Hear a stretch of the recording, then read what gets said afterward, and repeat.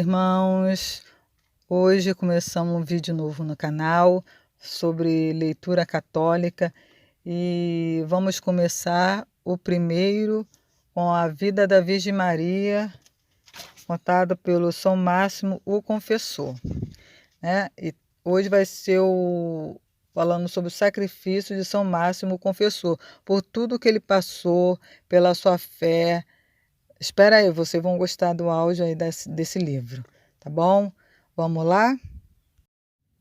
O primeiro livro é A Vida da Virgem, São Máximo, o Confessor. Vamos lá, a leitura de hoje. O sacrifício de São Máximo, o Confessor, por Padre Amban Butler.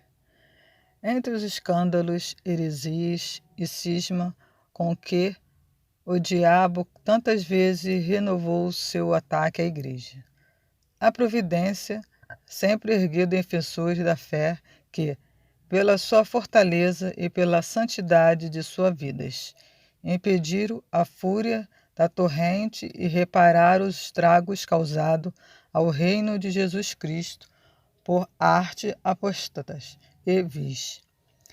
Assim, enquanto monotelismo triunfava no trono imperial e nas principais sedes do Oriente, essa heresia teve adversário formidável na pessoa do Santo Papa Martinho, fortemente apoiado por toda a Igreja Latina e por parte considerável da Igreja grega, e, enquanto a astúcia unida à perseguição empenhava-se no Oriente para aniquilar a verdade, a fé reluzia brilhantemente com glória altíssima no zelo, no sofrimento e na morte de São Máximo.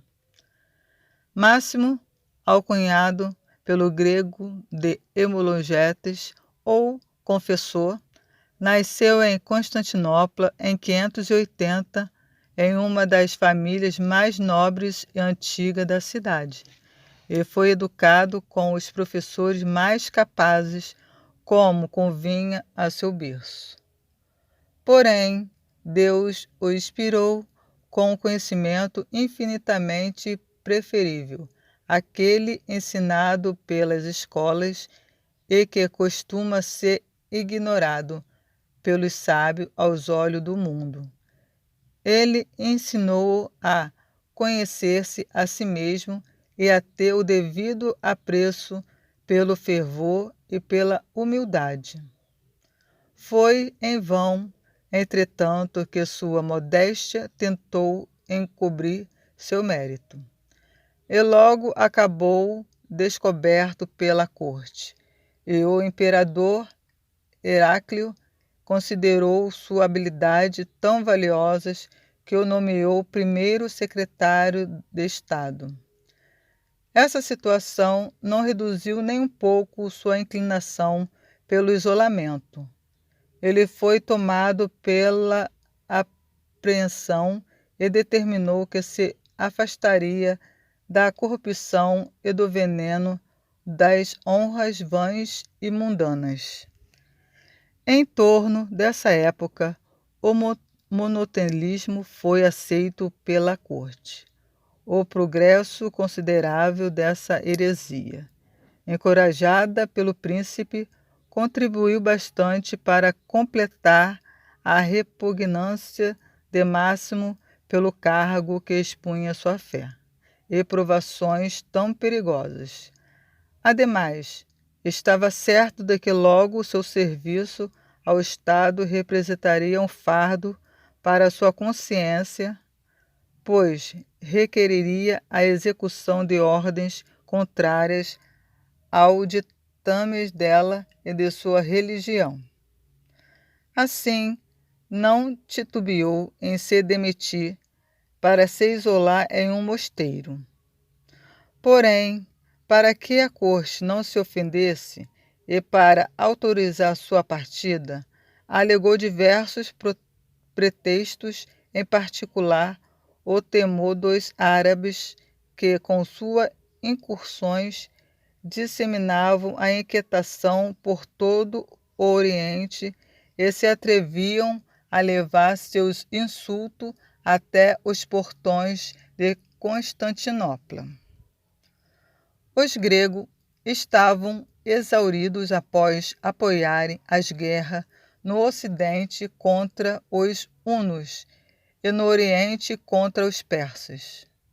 Suas frequentes derrotas eram apenas uma punição pelas maldades com as quais haviam provocado a vingança no céu. E como continuaram incorrigíveis, a justiça divina lhes enviou um novo tormento e os abandonou aos sarracenos, um povo feroz oriundo da Arábia. Esses bárbaros se espalhavam pelo império como uma enxurrada e deitavam por terra tudo que se opunha à passagem deles. Heraclio, na adversidade, buscara a Deus de todo o coração e vivenciara os efeitos de sua proteção, mas num momento de prosperidade esqueceu seu benfeitor divino. Ele não se envergonhou ao se declarar a favor da heresia e depositou sua confiança em homens versados somente nas artes vis da dissimulação e do engano.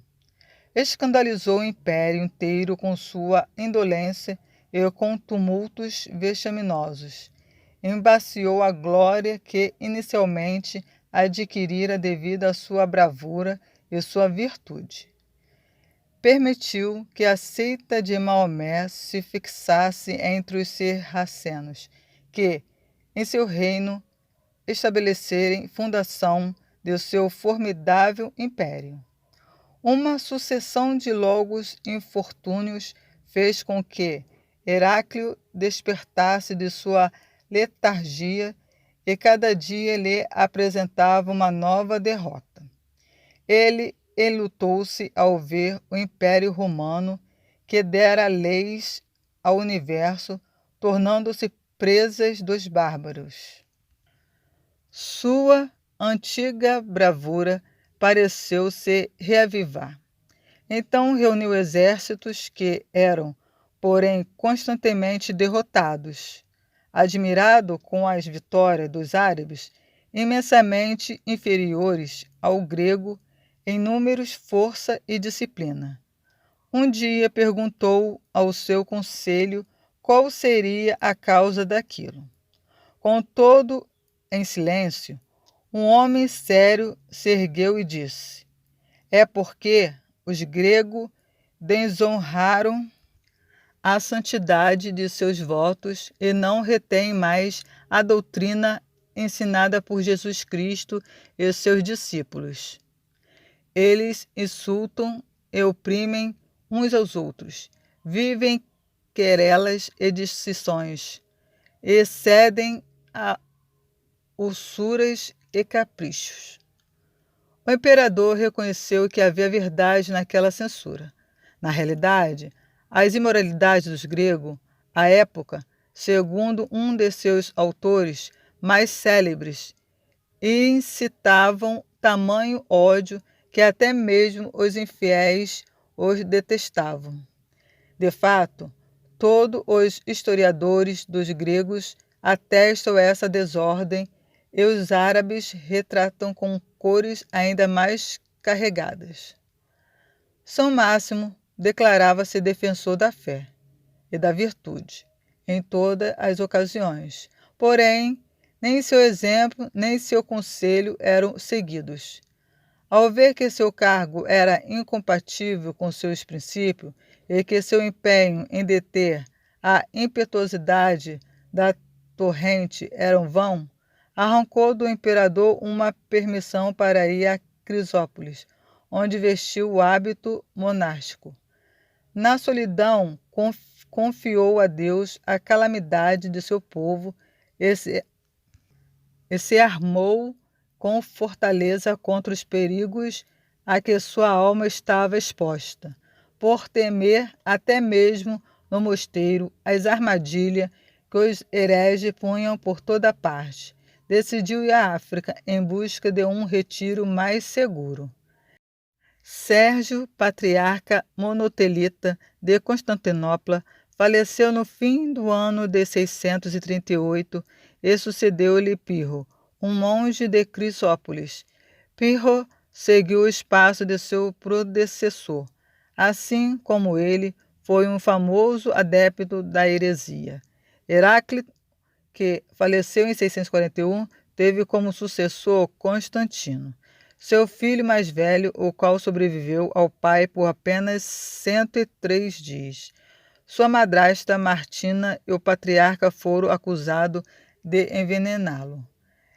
É certo, pelo menos, que Pirro conclui com essa princesa, pois o filho dela, Heraclonas, no trono imperial, em prejuízo de Constante, filho de Constantino. No entanto, eles não conseguiram manter essa injusta usurpação por muito tempo.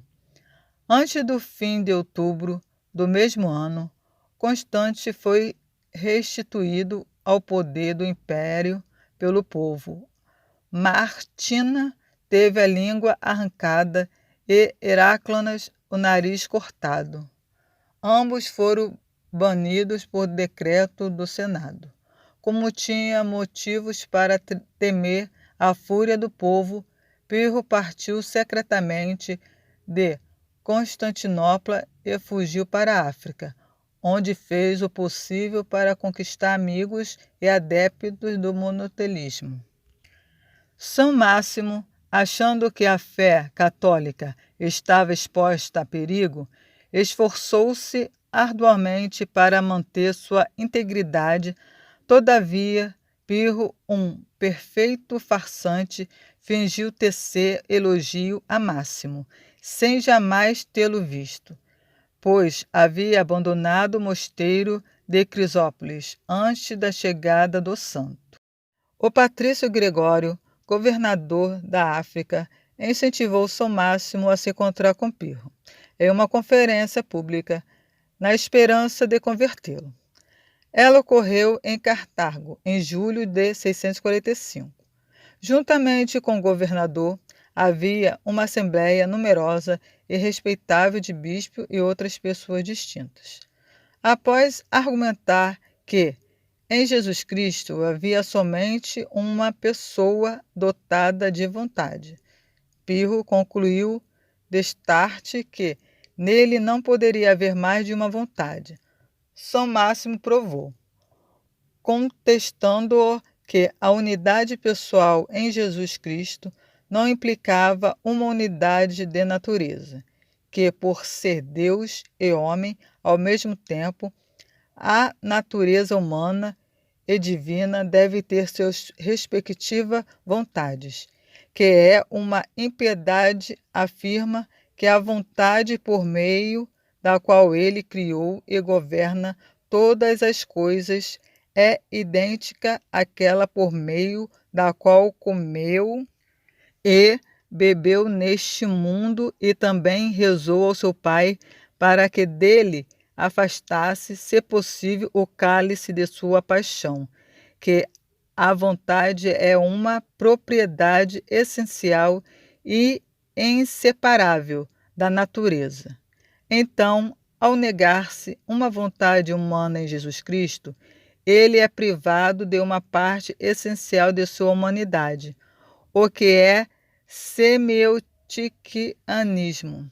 E, consequentemente, seguindo esse raciocínio, deve ser aceito o puro eutiquianismo, que consiste em negar que haja duas naturezas distintas em Jesus Cristo. Em seguida, Máximo justificou São Menas de Constantinopla, Vigílio e Honório. Este último certamente errou em anuir por um certo tempo ao silêncio quanto ao artigo em questão, mas apenas negará que havia duas vontades contrárias em Jesus Cristo, assim como em nós, isto é, uma vontade de concupiscência que se revolta contra o espírito. O santo provou esse ponto com o claro testemunho do abade João, que, como o secretário, escrevera a carta de Honório, em que ele faz sua declaração sobre o tema a João IV, sucessor do próprio Honório. Como Sérgio escreveu que alguns reconheciam duas vontades contrárias em Jesus Cristo, respondemos que não se podem reconhecer essas vontades, isto é, não podemos haver em Jesus Cristo uma vontade da carne e uma vontade do Espírito, assim como em nós, pecadores. Máximo confirmou esta doutrina ao mostrar que no Pai, no Filho e no Espírito Santo não há tão somente uma vontade, pois as três pessoas divinas têm uma única e a mesma natureza. Como resultado dessa conferência, Pirro declarou que não tinha mais dificuldade com nenhum artigo e demonstrou um grande desejo de apresentar ao Papa sua retratação por escrito. Ele cumpriu a palavra e, após voltar a Roma, pôs na mão do Papa Teodoro, na presença do clero e do povo, uma declaração em que condenava tudo que havia feito ou ensinado contra a fé.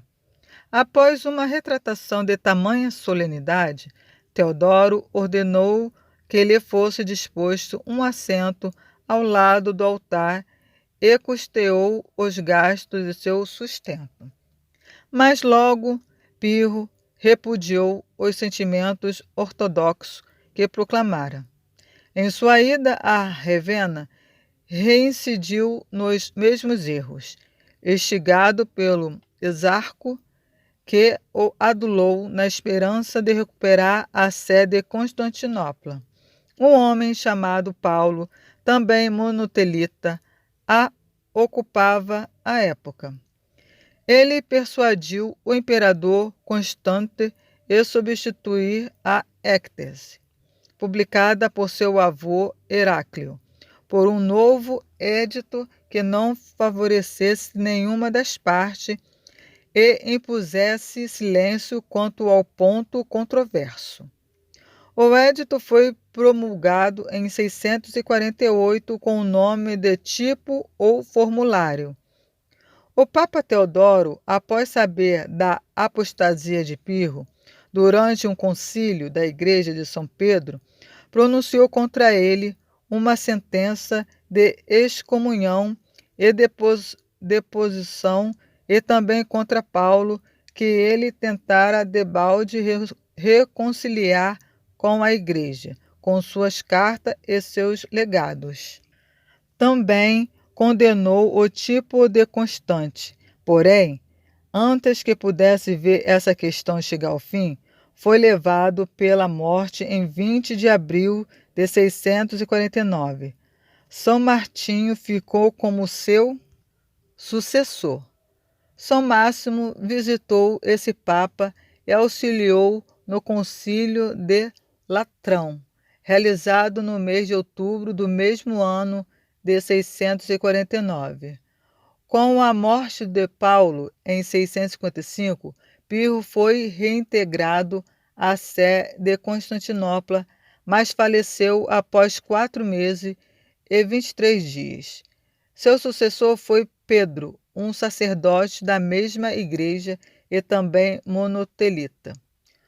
Com a morte do Santo Papa Martinho em 655, São Máximo foi preso em Roma por ordem do imperador e levado a Constantinopla, juntamente com Anastácio, seu discípulo, e outro Anastácio que fora chanceler da Igreja Romana. Na noite do dia em que eles chegaram, 2 oficiais e 10 guardas imperiais foram enviados para retirá-lo da embarcação, escoltá-lo a diferentes prisões. Alguns dias depois, foram levados ao palácio, onde entraram no salão em que o Senado estava reunido e cercado por uma grande multidão. São Máximo foi posicionado no meio da assembleia e o tesoureiro cobriu-o de reprimendas e lhe perguntou, com um tom bastante zangado, se ele era cristão. Sim, respondeu Máximo, pela graça do nosso Senhor Jesus Cristo. O tesoureiro acusou então de traição, alegando que ele persuadira Pedro, governador da Numídia, e não enviar tropas para o Egito a fim de expulsar os sarracenos, dando a estes bárbaros a oportunidade de dominar não apenas esse país, mas também Pentápole, e Trípoli e África. Proconsular. Não foi difícil para Máximo se explicar. Ao mesmo tempo, porém, admitiu que, em Roma, dissera a um oficial que o poder do imperador não era sacerdotal, que a união proposta pelo tipo não poderia ser aceita, que o silêncio prescrito era uma verdadeira supressão da fé, a qual jamais poderia ser permitida, que, com esse princípio, judeus e cristãos poderiam se unir.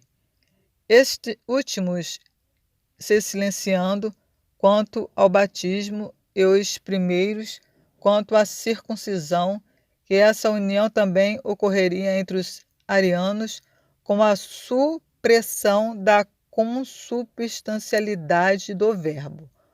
O tesoureiro, sem saber o que responder ao discurso, disse apenas que um homem como Máximo não deveria ser aturado no império. Outros acrescentaram afrontas ainda mais injuriosas. Anastácio, discípulo do santo, foi questionado em seguida, mas como não conseguia erguer a voz o bastante para ser escutado por todos, os guardas golpearam-no tão cruelmente que o deixaram semi-morto. Depois os dois confessores foram levados de volta à prisão.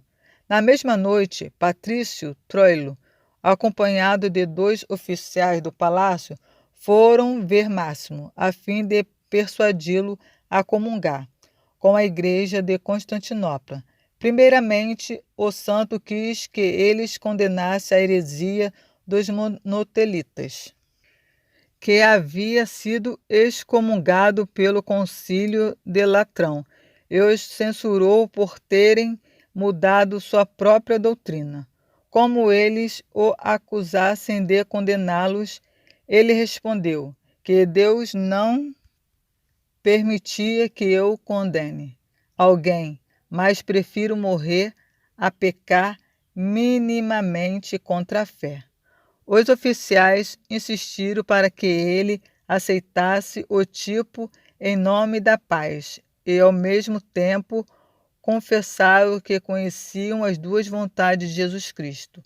O santo prostrou-se no chão com lágrimas nos olhos e disse: Não é minha intenção desagradar o imperador, mas não posso consentir uma ofensa a Deus.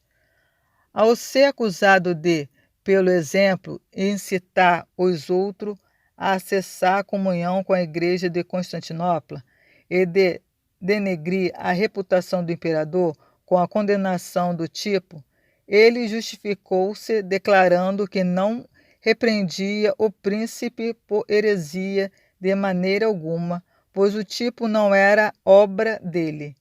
E, ademais, ele só assinara quando isso lhe fora imposto pelos inimigos da igreja. Acrescentou que desejava ardentemente vê-lo, repudiá-lo, assim como Heráclio repudiara a êxtase. Máximo e seus discípulos passaram por um segundo interrogatório na sala do conselho do palácio, diante do Senado.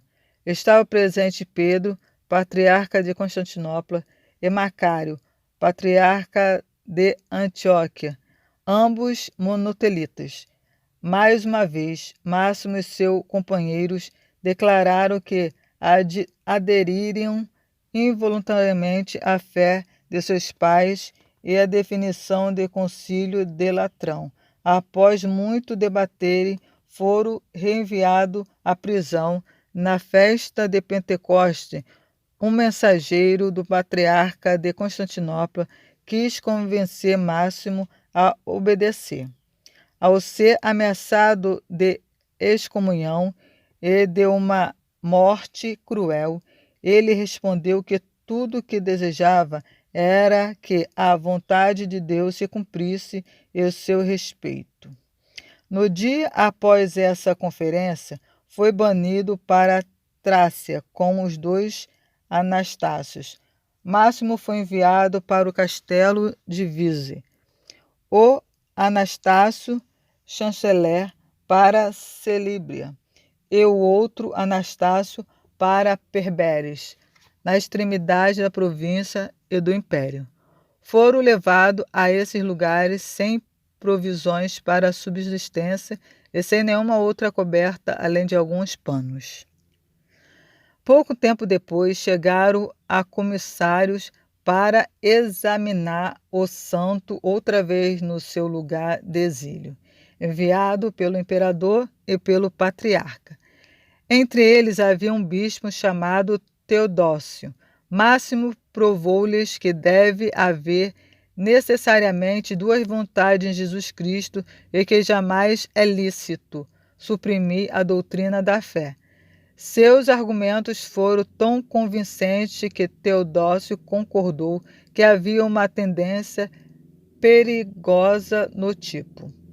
E os comissários chegaram ao ponto de assinar um ato de reconciliação com Máximo. Teodócio, ademais, prometeu ir a Roma e fazer as pazes com a igreja. Em seguida, todos se ergueram, chorando de alegria, e, após rezarem ajoelhado por um tempo, beijaram o livro dos evangelhos, a cruz, a imagem de Jesus Cristo e da bem-aventurada Virgem, impondo sobre eles as mãos para confirmar que estavam de acordo. Teodócio, ao se despedir, presenteou o santo com roupas e um pouco de dinheiro. No fim das contas, essa reconciliação não resultou em nada.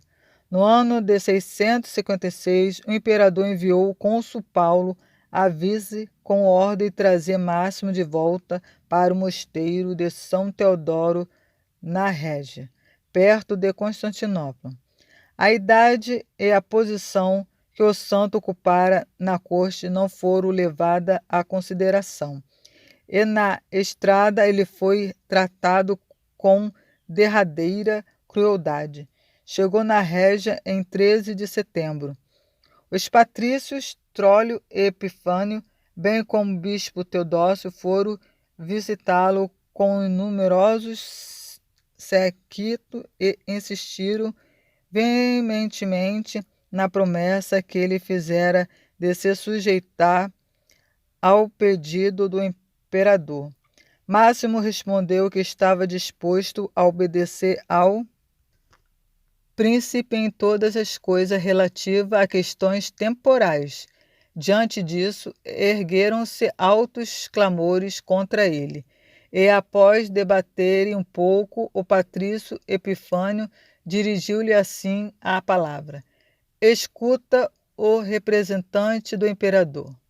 Todo o Ocidente e todos aqueles que foram seduzidos no Oriente andam de olho em ti.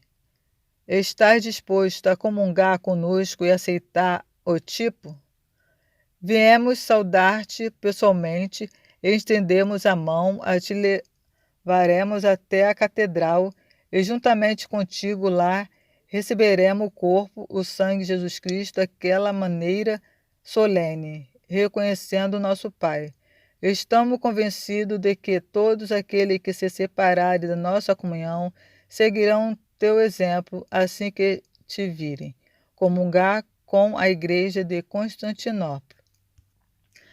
Meu senhor, disse Máximo, dirigindo suas palavras ao bispo Teodócio, todos compareceremos perante o tribunal de Deus. Sabes do solene acordo que fizemos e ratificamos nos evangelhos, na cruz, na imagem de Jesus Cristo e naquela de sua Santa Mãe. O que posso fazer? Respondeu Teodósio, abaixando a cabeça e falando com um tom lisonjeador, para conseguir o que queria. O que posso fazer se o imperador tem uma opinião diferente? Então por que? Respondeu Máximo. Puseste a mão no Evangelho. De minha parte, declaro que nada me convencerá a atender ao vosso pedido. Que reprimendas eu não sofreria da minha consciência? Que resposta poderia eu dar a Deus se renunciasse à fé por respeito humano? Ao escutarem essas palavras, todos eles se levantaram, arrebatados pela raiva, lançaram-se para cima do santo, golpeando-o, arrancando-lhe as barbas, cobriram-no de cusparada e imundície da cabeça aos pés. Suas roupas precisavam ser lavadas para remover o fedor infeccioso que impedia que alguém se aproximasse. É errado, clamou Teodósio, tratá-lo dessa maneira indigna. Bastava relatarmos uma resposta ao imperador. Em seguida, eles pararam com o tratamento bárbaro e se limitaram à linguagem insolente e abusiva. Trólio disse ao santo abade: pedimos tão somente que assines o tipo. Em teu coração pode acreditar no que quiser. Não foi somente ao coração, respondeu Máximo, que Deus confinou o nosso dever. Temos também a obrigação de confessar Jesus Cristo perante os homens. Por mim, disse Epifânio, tu serias amarrado a um poste no meio da cidade para receberes golpes e cusparada da população. Se os bárbaros nos desse tempo de respirar, disseram outros, nós trataríamos a ti, ao próprio Papa e a todos os teus seguidores como mereces. Depois todos se afastaram, dizendo, este homem será possuído pelo diabo. Mas primeiramente jantemos antes de elaborarmos o relatório sobre a sua insolência e teimosia para o imperador. Na manhã seguinte, enviaram São Máximo, escoltado por soldado, para Selímbria, de onde ele foi levado ao campo. Como havia acusado de negar que a Santíssima Virgem fosse a Mãe de Deus, ele proferiu um anátema contra os defensores de tamanha heresia. No campo, deu instruções e foi ouvido com bastante respeito. E todos pediam a Deus que lhe concedesse a coragem necessária para completar alegremente seu percurso. Seu guarda, ao ver o quanto ele era honrado, afastou-o 3 quilômetros dali, após ter direito a um breve descanso. O santo foi obrigado a subir em seu cavalo e levado a Pérberes, onde foi aprisionado. Algum tempo depois, Máximo e os 2 Anastácio foram levados de volta a Constantinopla, onde os obrigaram a comparecer perante um sínodo de monotelitas, Papa Martinho e Sofrônio, e a todos aqueles que o acompanhavam. A sentença pronunciada contra eles versava o seguinte: por terem sido condenados canonicamente, devem ser submetidos juntamente à severidade da lei, devido às vossas impiedades. Entretanto, embora não haja punições proporcionais a vossos crimes, decidimos não vos tratar de acordo com o rigor da lei. Pouparemos vossas vidas e abandonaremos a justiça do juiz soberano.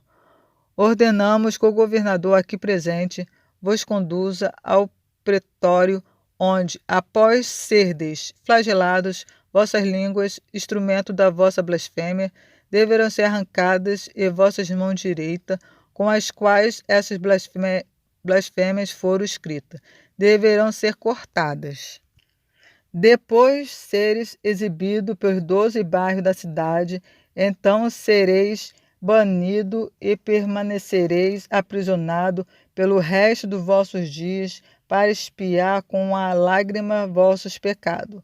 Máximo e os dois Anastácio, após sofrerem em Constantinopla a punição indicada pela sentença, foram banidos para a região dos Lázares, na Sarmácia europeia, próximo ao lago Meotis.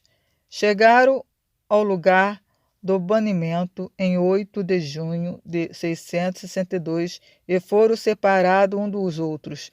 O monge Anastácio foi conduzido a Sumas. Os tormentos que ele sofreu, unido à fadiga da jornada, enfraqueceram-no tanto que ele veio a falecer em 24 de julho do mesmo ano.